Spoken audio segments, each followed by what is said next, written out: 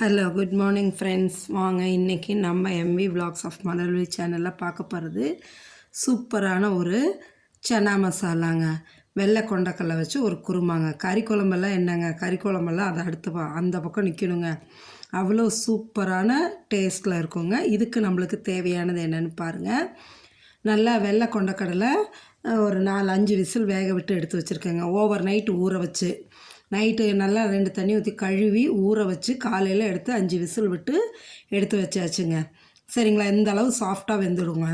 இந்த பக்கம் பாருங்கள், சின்ன வெங்காயம் பொடியாக நறுக்கி வச்சுருக்கேன், ஒரு தக்காளி, கருவேப்பிலை, இஞ்சி, பூண்டு, 3 பத்தை தேங்காய் எடுத்து வச்சுருக்கேன். பூண்டு ஒரு 10-15 பல் எடுத்து வச்சுக்கலாங்க. இதை ரெடியாக வச்சுட்டு இதில் இஞ்சி பூண்டு தேங்காய் அரைக்கணும், மீதி தாளிக்கிறதுங்க.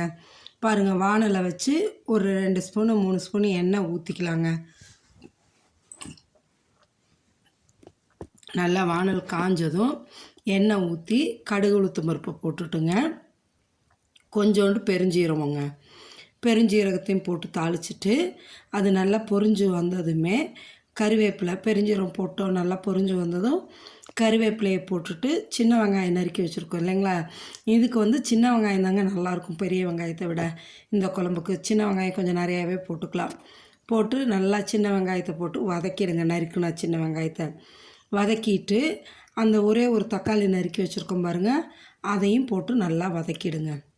இதையும் நல்லா வதங்கி வரணும். அந்த வதங்கி வந்துடுற அளவுக்கு தாங்க டேஸ்ட் நல்லாயிருக்கும். பொறுமையாக நல்லா வதக்கி எடுங்க. தக்காளியும் போட்டு அதையும் வதக்கிடுங்க. வதக்கி எடுத்துட்டு இதில் என்ன பண்ணுறீங்கன்னா, நம்ம வேக வச்சுருக்கோம் இல்லைங்களா வெள்ளை கொண்டக்கடலை, அதில் ஒரு கரண்டி கொண்டக்கடலையை மட்டும் எடுத்து தனியாக வச்சுக்கோங்க. நம்ம தேங்காய் அரைச்சதுக்கப்புறம் அதில் கொஞ்சம் போட்டு அரைச்சி போடுறதுக்காக. மீதியை அப்படியே எடுத்து இதில் போட்டுடலாங்க. அந்த வேக வச்ச தண்ணியோடு ஊற்றுங்க. வேக வச்ச தண்ணி கீழே ஊற்றிடாதீங்க. நான் தண்ணி அதில் நிறைய வைக்க மாட்டேன், அளவாக தான் வைப்பேன். பாருங்கள், அந்த தண்ணியோடையே எடுத்து ஊற்றிட்டு இதுக்கு குழம்புக்கு தேவையான அளவு 1/2 ஸ்பூன் மஞ்சத்தூளுங்க, 2 ஸ்பூன் மிளகாத்தூள். இந்த மிளகாத்தூள் நம்ம வீட்டில் அரைச்சது தாங்க. சாம்பாருக்கு, குருமாக்கு, மட்டன், சிக்கன், மீன் குழம்பு அத்தனைக்கு இந்த தூள் தாங்க எல்லாத்துக்குமே சூட் ஆகும். 2 ஸ்பூன் அந்த மிளகாத்தூள் போட்டுக்குங்க. போட்டுட்டு ஒரு 1/2 ஸ்பூன் கரம் மசாலா, வீட்டில் அரைச்சது தான் அதுவும், அதையும் போட்டுக்குங்க. போட்டுட்டு நல்லா கலக்கி விட்டுடுங்க. நல்லா கலக்கி விட்டுருங்க. தேவையான அளவு கொஞ்சமாக தண்ணியை ஊற்றி கலக்கி விடுங்க. ரொம்ப தண்ணியெல்லாம் இந்த குழம்பு வச்சா நல்லா இருக்காதுங்க. ஓரளவு கெட்டியாக இருந்தால் தான் நம்மளுக்கு நல்லாயிருக்கும். இது இட்லிக்கு, சப்பாத்திக்கு, தோசைக்கு, பூரிக்கு, இட்லி, அதாவது மெயினாக சப்பாத்தி பூரிக்கு அவ்வளோ சூப்பராக இருக்குங்க. இப்போ இந்த இதில் நம்ம தேங்காய் அரைச்சிடலாங்க. பாருங்கள், தேங்காய், இஞ்சி, பூண்டு, ஒரே ஒரு தக்காளி போட்டு நல்லா நைஸாக அரைச்சதோட இந்த ஒரு கரண்டி கொண்டக்கடலை எடுத்து வச்சுருந்தாங்கள, அதையும் எடுத்து போட்டு அரைச்சி எடுத்து ஊற்றிடணுங்க. எதுக்கு இந்த கொண்டக்கடலை போட்டு அரைக்கிறோன்னா, குழம்பு நல்லா திக்னஸ் கொடுக்கும், டேஸ்ட்டும் நல்லாயிருக்கும். அதுக்காக தான் அதை அரைச்சி ஊற்றுறோங்க. அதையும் அரைச்சி ஊற்றிடுங்க. இந்த வெள்ளை கொண்டக்கடலையும் செய்யலாம், அந்தமாரி கருப்பு கொண்டக்கடலையும் செய்யலாங்க. சரிங்களா, ரெண்டுமே இந்தமாரி செய்யலாம், நல்லாயிருக்கும். போட்டு இதுக்கு தேவையான அளவு நல்லா இப்போ கலந்து விட்டுடுங்க. தேவையான அளவு நம்மளுக்கு எந்த அளவு திக்னஸ் வேணுமோ அந்த அளவுக்கு தண்ணி ஊற்றிக்கலாங்க. ஊற்றி இந்த குழம்புக்கு தேவையான அளவு உப்பு போட்டுருங்க.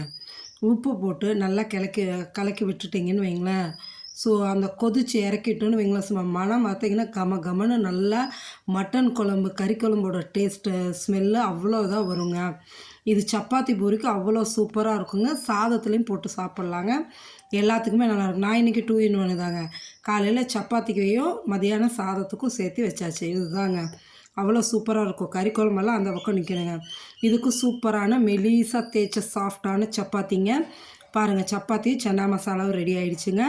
நீங்களும் வாங்க, எல்லோரும் சாப்பிட்லாங்க. பாருங்கள், ரொம்ப சாஃப்டாக இருக்கும் சப்பாத்தி. அப்படியே சுட்டிட்டு அப்படியே இது பண்ணுங்கள். அதே இதில் எவ்வளோ மெலிசாக எவ்வளோ இதாக இருக்குது பாருங்கள். இந்த சப்பாத்திக்கு இந்த சன்னா மசாலாவுக்கும் அவ்வளோ சூப்பராக இருக்கும். நீங்களும் செஞ்சு பார்த்துட்டு எனக்கு கமெண்ட் செக்ஷனில் சொல்லுங்கள். தேங்க்யூ.